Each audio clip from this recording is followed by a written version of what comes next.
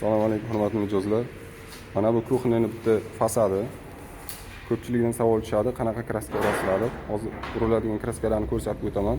Qog'ozni najda qilingan, bir tomonlama MDF mana.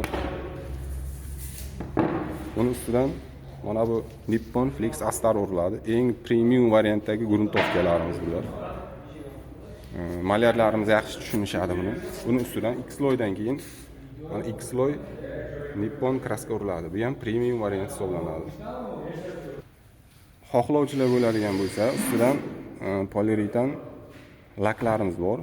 Bu yana ham mustahkamligini oshirib beradi. Aslida poliuretan kraskani ustidan lak urish shart emas.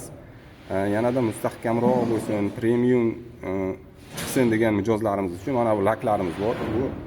Bu 130 gradusgacha o'zining xususiyatini yo'qotmaydi. Ya'ni issiq joyda bo'lgan holatda ham ustiga issiq buyumni qo'yib qo'yilgan taqdirda ham. Bu kraskalarimiz hammasi yaxshi sifatli premium kraskalar bo'lganligi uchun sifatiga kafolat beramiz.